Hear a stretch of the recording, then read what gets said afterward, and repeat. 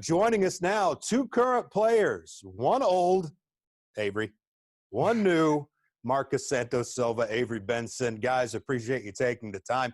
Hey, Avery, what's it like to be able to go over there and use that Womble so far? How's it changed your experience? It's an amazing, and also, Dusty Womble and everyone who contributed to getting it built. And it's just an amazing building. And so it definitely enhances the experience and allows it to just be more enjoyable. So, Marcus, when we think about you and your relatively new status as a Red Raider, we also know you went to VCU, but give us something else from your background. Let our donors and fans learn a little bit about you. Doesn't even have to be on the court. Give me something. My name is Marcus Santos Silva. I'm from Taunton, Massachusetts. I have 3 siblings, and on my free time, I like to go fish and play video games. So have you ever been fishing with Avery? Because you got to have that in common. No, we busy here. So. One word, busy. Yeah, absolutely. So Avery, what do you like about Marcus? Marcus Santos Silva there sitting by you. What do you like about his game?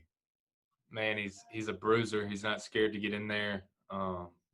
He's got that wide build. He likes to get in there, and so me and him tend to meet a lot in the paint, for rebounds and whatnot. So, I probably win a good 60% of them. So, but no, he's super fun to play with. I like how he just holds his ground.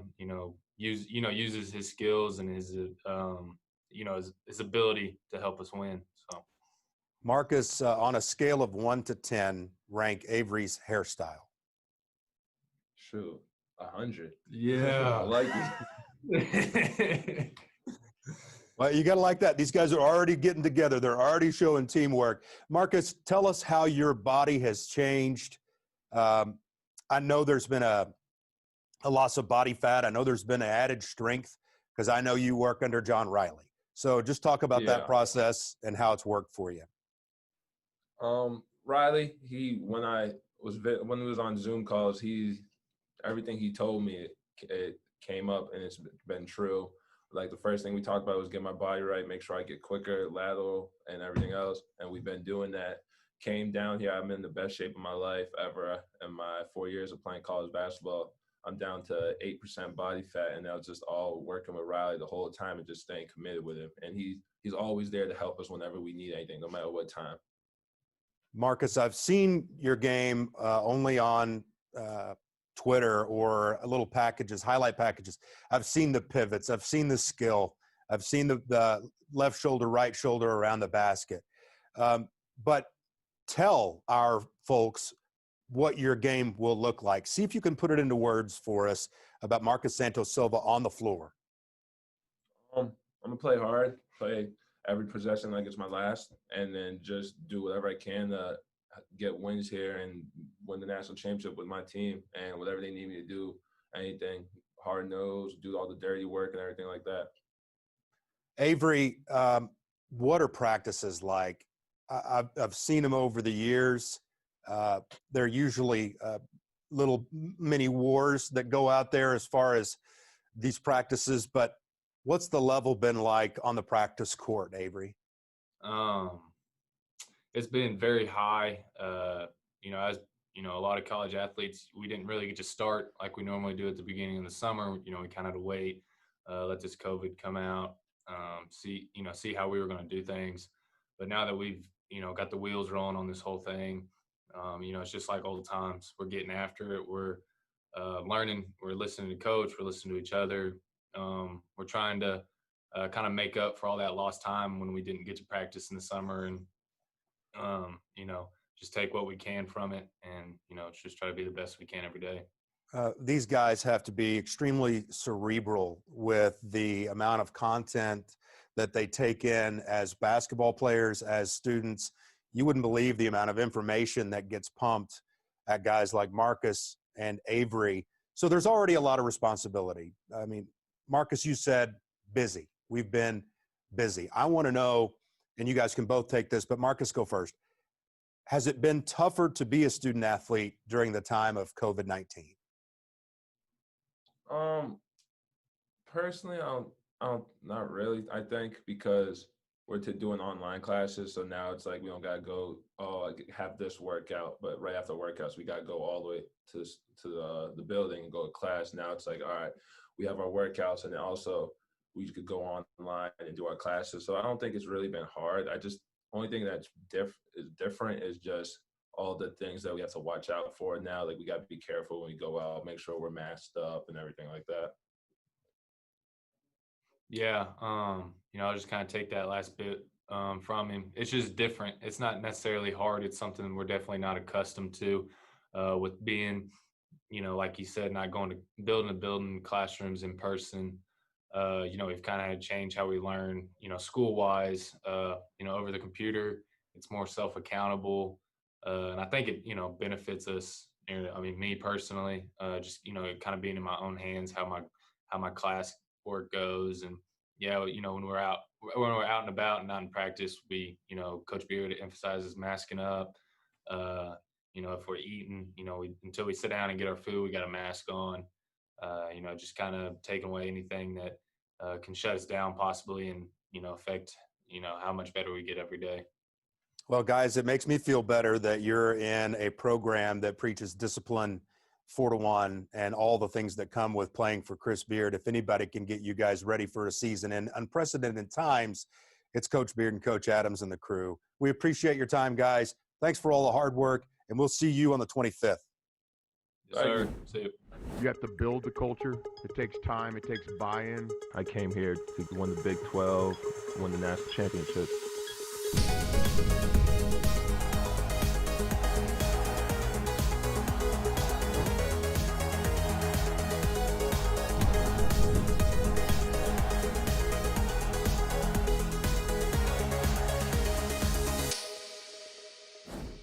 Well, we are ecstatic because basketball is right around the corner. You can feel it. You can smell it in the air here in Lubbock.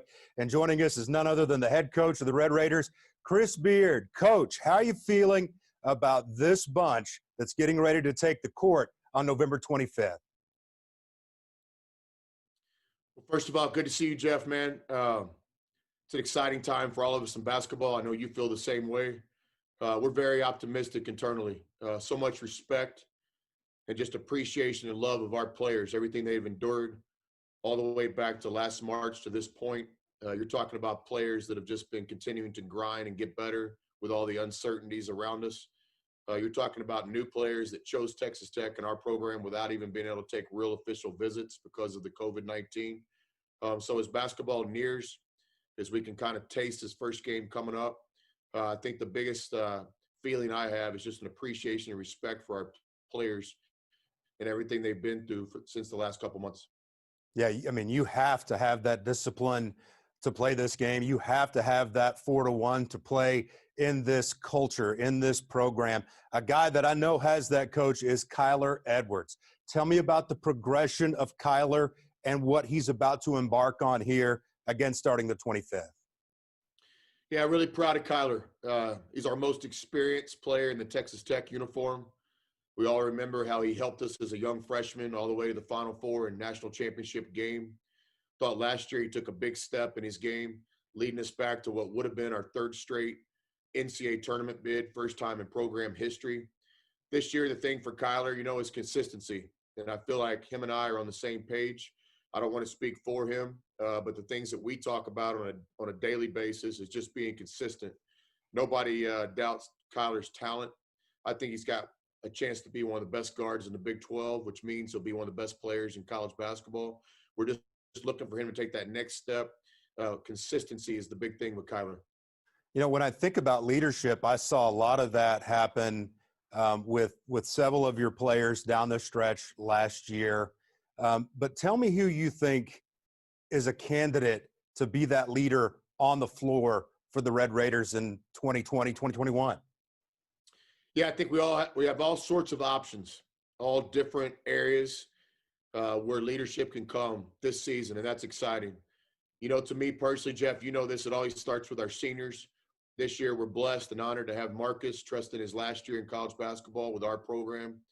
One of the most experienced players in all college basketball. His resume at VCU is undeniable. So it starts kind of with our senior. With Marcus, we'll rely on him heavily. Then the next category is always our returning players. 7 guys that were in Texas Tech uniforms and practice uniforms last year. Really the 3 players that were in the rotation: Kevin McCullough, Kyler Edwards, and TJ Shannon. And of course, Avery Benson being a veteran. We look to those guys. And then, we try to recruit to stay old. So with our 3 transfers, already mentioned Marcus, but certainly with Mac and JB, guys that we brought in here to be leaders. And then lastly, our freshman class, those 4 special young guys we think will be able to help us this year and will be leaders in their own way. But I think we're a team where the leadership can come from different positions, different players, different areas each night. That's exciting to think about. Coach Beard, what was the reaction like when you got the notification from the NCAA that Mac McClung was a go? He's a green. Because last year it was so arduous, the process. You went through it waves and waves and waves with Joel. So what was it like to get good news? I mean, everybody was happy. My personal memory on that is I remember telling Marcus in the hallway before practice, "Hey, come here, I want to tell you first because I know you were heavily involved in Mac's recruiting." And Marcus just had this big smile on his face like it was Christmas morning or something. So that's special. Another illustration of what kind of guy Marcus is. Above all, I was just happy for Mac and his family. Mac's been through a lot, the uncertainty and having to be patient with the waiver, not weeks, but months, just kind of expecting that call each day. But finally, to get the good news, appreciative of Georgetown, Coach Patrick Ewing, supporting the fact that he wanted Mac to be able to play this year without sitting out. Appreciative of all the people on our campus, our compliance office, Justin Opperman and Jennifer and their team did a great job. Our administration supported the waiver. So a lot of appreciation, but above all, just a thankfulness and a happiness for Mac that he'll get to play ball this year. What was it like, Coach Sean Sutton, everybody in your office trying to piece together a schedule in a pandemic? I remember seeing, maybe a rough outline. It had Orlando in there, and then things happened with Orlando and all these shifting plates. How tough was it to put together a schedule, Coach? Very challenging. When the NCAA came out a couple months ago and said we were going to go from 31 games to 27, some people thought it was just as simple as dropping 4 games, but it wasn't that simple. We literally had to reconstruct our schedule completely. Had to schedule what will end up being 9 non-conference games. You mentioned Coach Sutton. He definitely deserves the majority of the praise here. Did a great job. Just worked tirelessly for months trying to get this thing together. We like our schedule. We feel like we gave our fans some home games. We appreciate the patience and understanding of our fans this year, knowing that a lot of our most loyal fans won't be able to come to each game. But we set up a system where we're trying to get as many people into as many games as we can. So I want to thank our fans in advance for their patience and understanding.